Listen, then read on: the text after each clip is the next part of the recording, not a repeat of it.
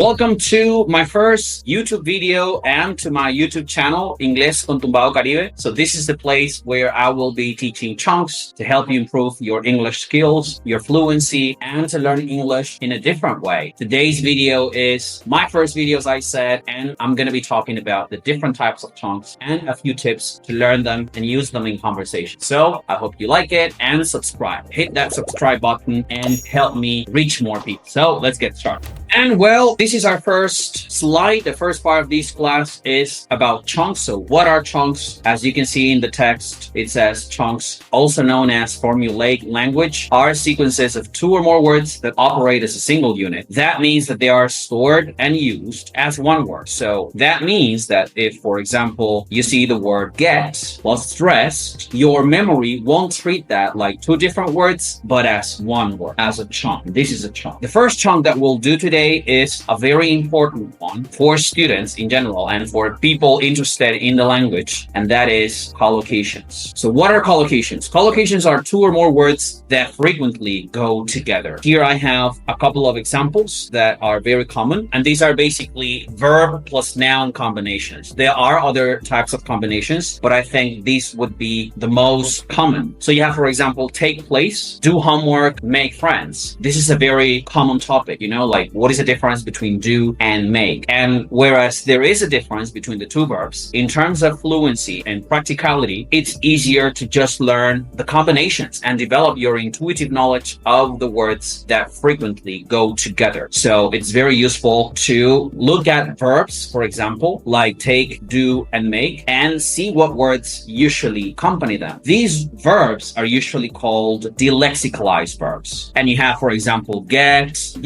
do, make, take, have. So these are some of the most common verbs that you will see in collocations. If you want to learn collocations, if you want to develop your intuitive knowledge of collocations, I think it would be helpful for you to listen to English, read, and especially, look at these words, these verbs, and see how they combine with other words instead of just looking at the verbs or at words individually. So this is the first type of chunk, collocations. Basically, what you need is to train your attention and focus on how the words are normally combined. You can start with these verbs because they are easily recognized. There are other types of collocations, as I said, but if you want to get started, looking at these verbs is your go-to way to get started. So now let's move on to the second type of chunk.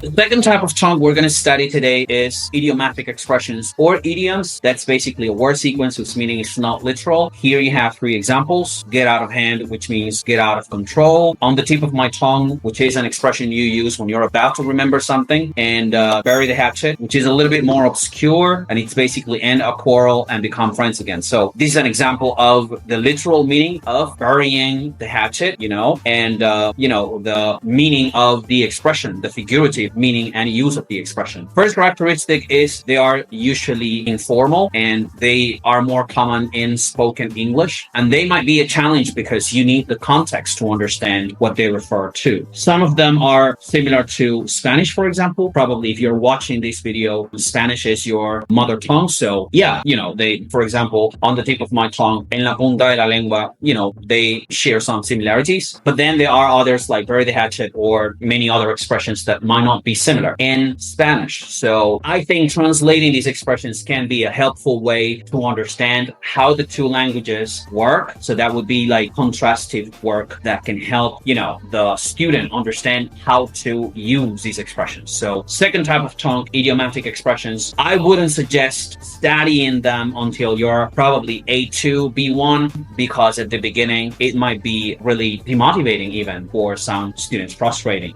So A2, B1, pay attention to movies because they are very common in movies, in podcasts, and so on. And the main characteristic, as I said, is that they're not literal, they're figurative. So you have to pay attention to the context and the meaning that's being expressed with the expression. Third type of chunk is phrasal verbs. If you've studied English for a long time, you might be familiar with them.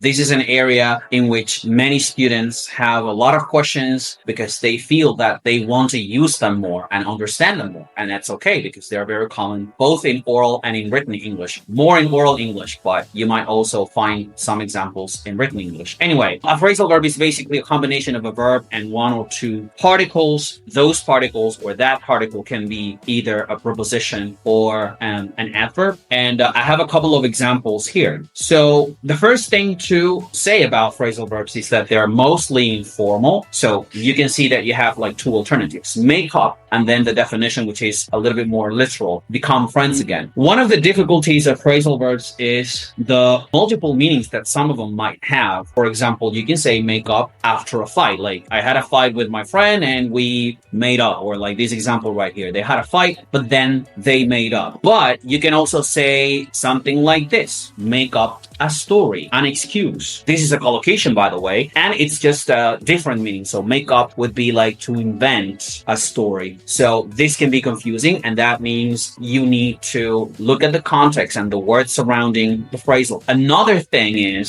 phrasal verbs are also idiomatic. They don't have a literal meaning. So, if you translate make up literally, you're going to have a hard time trying to figure out what it means. So those two difficulties, multiplicity, or they have multiple meanings, and the fact that they are not literal, that they are figurative, just like idiomatic expressions. The other aspect, there's another example here: I get along with my coworkers. That means I have a good relationship with them. And then the other characteristic of phrasal verbs that, cause problems for those who want to understand and use them is their grammar. So phrasal verbs can be either intransitive, like get up, I get up at 6 a.m. every day, or transitive. You have intransitive means that the action doesn't have an object. So I get up, there is no object, I am the object of the action. And then transitive means there is an object. So the verb transits onto an object. In this case, deal with, and then you have the object, which is problems. So when the phrasal verb is transitive, you can either have separable phrasal verb or a non-separable phrasal verb. For example, deal with problems is non-separable. That means it's always deal with problems, or deal with them, or with it if it's singular. Pick up my daughter, pick my daughter up. So pick up is a separable phrasal verb. That means if you have an object, it can be between the verb and the particle or after the particle, like in the first example, pick up my daughter or pick my daughter up. If you substitute that object with a pronoun like her, it's gotta be in the middle. So a lot of mistakes that my students make when using phrasal verbs is precisely putting the particle, the object pronoun, after the particle when they shouldn't. And they sometimes say they pick up her, which is a mistake. This is usually a complication and for students, and I think it's a lot of trial and error. Like, I would say try to use as many phrasal verbs as you can and then get feedback. So if you get feedback from your teacher or any friend who's learning English too and knows how to use phrasal verbs, so maybe they can pay attention to how you're using phrasal verbs and when you use a pronoun, where you put it, depending on the type of phrasal verb, of course. And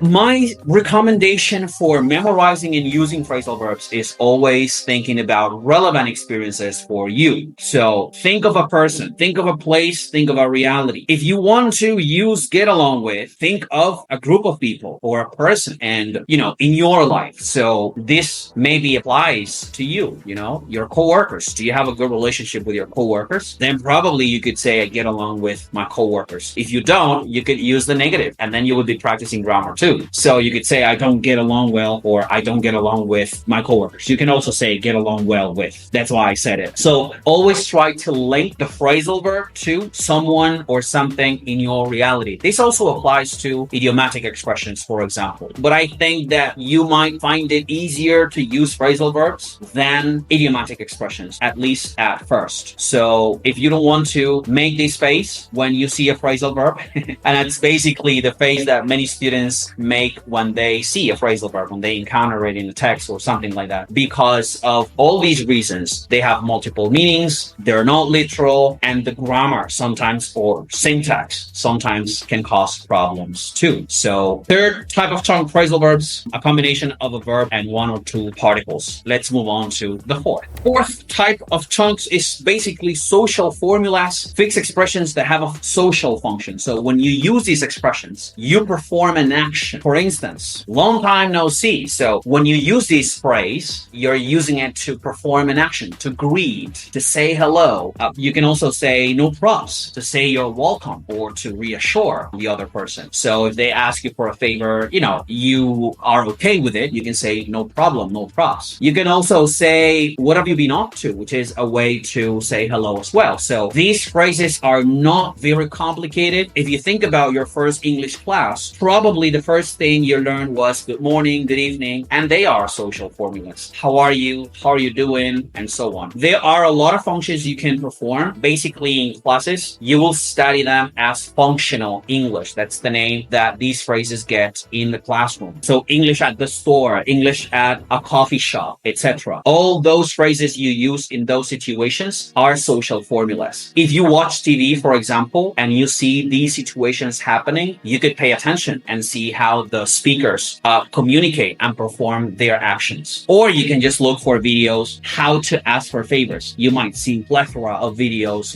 explaining phrases that will be useful for you in that situation. So fourth type of chunk, social formulas, basically phrase expressions that have a social function and that you use to express something. And it's just the phrase like that with an intention. Let's see chunk number 5, the fifth type of chunk. The fifth type of chunk is discourse markers. And it's basically expressions that you usually use at the beginning of a sentence to help orient the listener. So for example, when you use in the end, if you're telling a story or if you're expressing something, and then you use this expression to let the other person know that, there is some sort of conclusion. You also have, by the way, when you change the topic, you have sort of, for example, which is also a phrase that helps you fill the void. So, that's another discourse marker. So basically, these are expressions that you use to guide your listener. They are very common in conversation. And a good way to learn these, it would be with podcasts. So try to listen to podcasts and see how the speakers guide,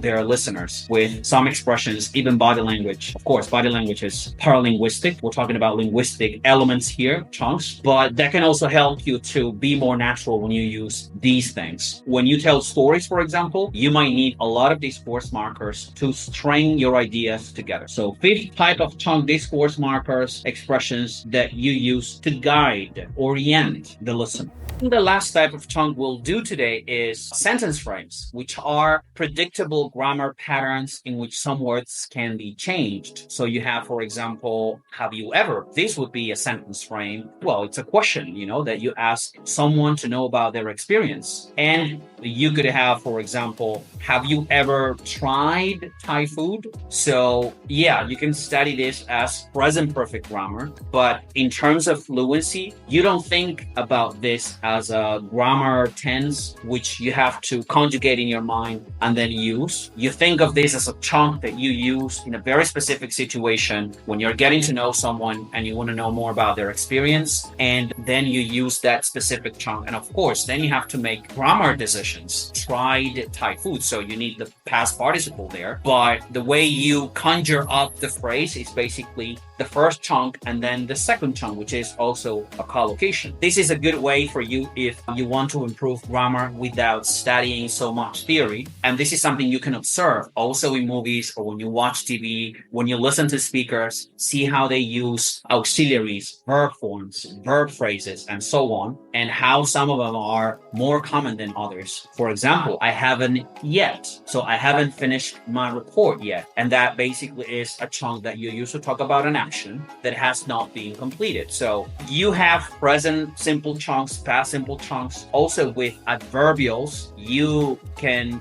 easily distinguish when to use one or the other. For example, do you often? So this is a very common present simple chunk that you ask when you want to know about habits. Like I said, this is a very practical way of approaching grammar. And yeah, you still need to make grammar decisions because you need to make changes here, for example, the past participle. But still, when you use a chunk, you don't think, or you reduce the thinking time, and then of course you become more fluent. So this is the last type of chunk we'll study today, sentence frames. And now let's see a quick recap. Let's see. The 6 types of chunks we did today were collocation, idioms, phrasal verbs, social formulas, discourse markers, sentence frames. When you speak English, you basically play with all of them. I don't think some chunks are more important than others. Well, I do actually. I think collocations are very important. And one of the main problems a lot of English learners have is not developing their intuition as to which words usually go together. So, like I said, in that extract, don't focus so much on the difference between do and make. I'm not saying it's not useful, but in terms of fluency and retrieving the phrases and speaking immediately, it's just easier to know that you say do homework and make your bed or make friends. Then, of course, you can get into a conversation about why do, make, and so on, but that's not going to help you so much to speak English fluently. Then you have idiomatic expressions, they are not literal. They're usually complex because of that. And translating them, a lot of people say you shouldn't translate. You have to think in English. Well, a good way to get started if you want to think in English is by translating things that are very different in the 2 languages. And that somehow shows you how, the differences work. Then you have phrasal verbs, also challenging, but I think people are more familiar with them. And if I asked you okay, tell me a list of phrasal verbs, probably some of them. I talked about the complications, they have different meanings. Some of the most common phrasal verbs may mean different things, so you need to be careful with the context. Their grammar, the fact that they're not literal, they can pose problems to students. Then you have social formulas. They are very practical, and probably in your very first class you learn the discourse markers, phrases you use to guide, orient the listener in your speech. So you have 2 examples, by the way, and so on. They can also be helpful to fill the void. And then you have sentence frames, which are basically grammar chunks that you can use in very specific situations for very specific intention. So have you ever, if you want to know about someone's experience. And of course, you need to combine that with collocations, idioms, phrasal verbs. Well, I think this is the end of the video. This is going to be the first video of many. If you are interested in these chunks and you want to learn more about them, subscribe and, leave your comment. Probably you want to see more about collocation, so that could be my second video. I'm all ears, so just let me know what you want to study with me, but stick around because we're going to do a lot of English stuff here and we're going to learn chunks. So I hope you like the video and I'll see you soon. Take care.